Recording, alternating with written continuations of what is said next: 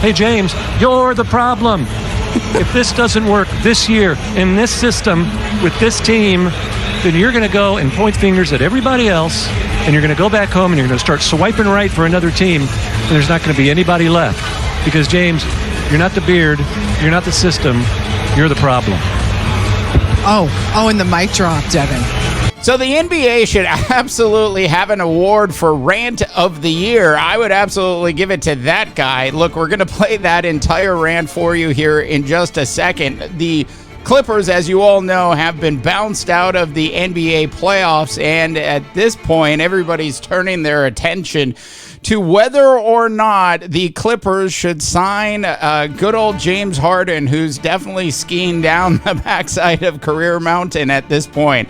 Did you know that Harden in the regular season averaged just 16.6 points a game, and his assists per game went down 2 assists per game? So he averaged like 10 assists last year, and he's down to 8 this year. I'm not saying James Harden isn't still a good basketball player, but how much are you willing to pay, North America, for 16.6 points a game and 8 assists a game? That is the question.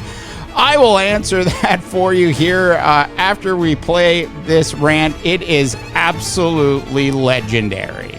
Ask the producer to pipe this into the Clippers locker room so I can talk to you, James. I hope you're taking notes. I'm telling you in advance, you're welcome for the wisdom I'm about to spew. Because, listen, I get on my knees every night and pray for someone to believe in me like Daryl Morey believed in you. You wanted a certain coach, they brought in Mike D'Antoni. You wanted to play a certain style, they played it. You wanted Dwight Howard, they brought him in and got rid of him when you were tired of him. You wanted Chris Paul, they brought him in and got rid of him when you were tired of him. They brought in your old friend Russell Westbrook. You wanted to go to Vegas on off days? They looked away. You wanted the team to stay over so you could go out at night? They changed the schedule, and it didn't work. And you know what? You said, I'm going to break up with my whoopee.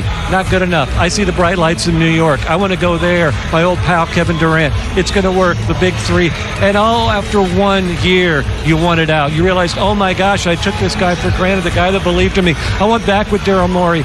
They traded Ben Simmons for you. How did they pull that off? And you know what?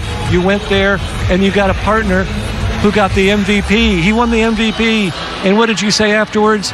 You said, they didn't hand me the reins. You're the point guard. You were holding the reins. And what did you do when you had the reins? You scored 9 points in Game 7 against Boston. You blew a 3-2 series lead. So they fired their coach. Not good enough. You broke up with your guy, believed in you again. You said, the bright lights of LA, that's where I want to go. Let's see if that works. Listen, James, have you ever had those friends who had bad roommates? Over and over, they complained about their bad roommates. This guy's terrible. The bad roommate here. They never thought to be self-aware enough that they're the bad roommate. They're the problem. Hey, James, you're the problem. If this doesn't work this year in this system with this team, then you're going to go and point fingers at everybody else, and you're going to go back home and you're going to start swiping right for another team, and there's not going to be anybody left. Because, James, you're not the beard, you're not the system, you're the problem. And the mic drop, Devin.